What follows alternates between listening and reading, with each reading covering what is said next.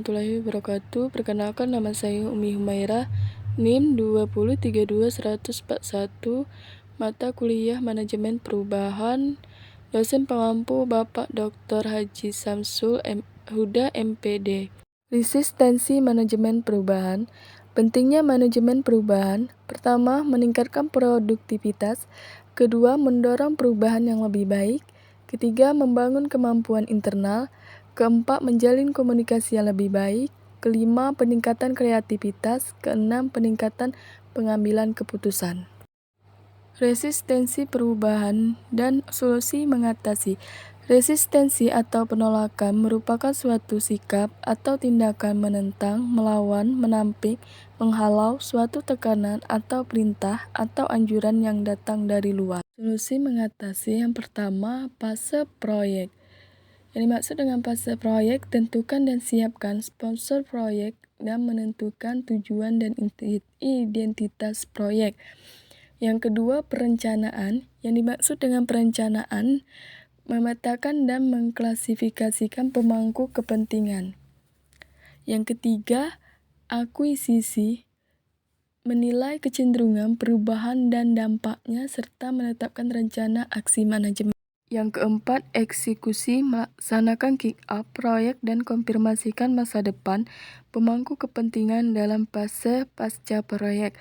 Yang kelima, penerapan. Menilai kesiapan dan kepercayaan pemangku kepentingan untuk mengimplementasikan proyek. Yang terakhir itu penutupan. Pastikan penugasan kembali yang memadai dari anggota dan rayakan kemenangan. Kaitan solusi dengan kegiatan terbagi 9. Yang pertama, rencana dan kelola komunikasi. Yang kedua, terapkan proses partisipatif. Yang ketiga, kelola konflik. Yang keempat, kelola motivasi.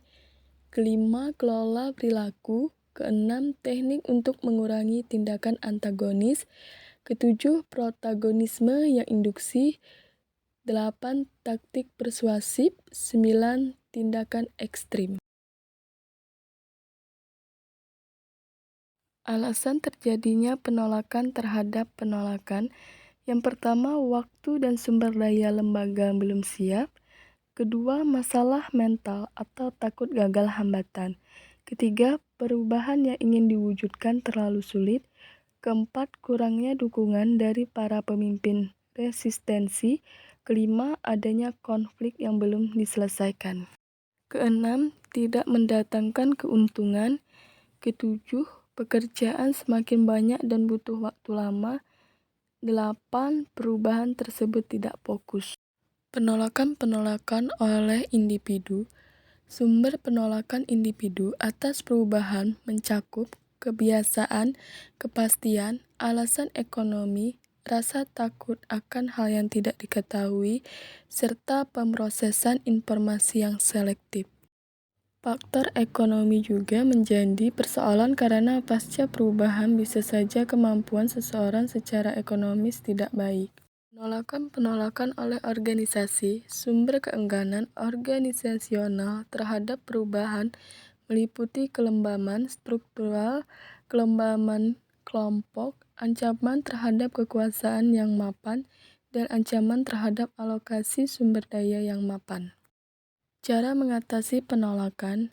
1. Pendidikan dan komunikasi. 2. Partisipasi, ajak serta semua pihak untuk mengambil keputusan.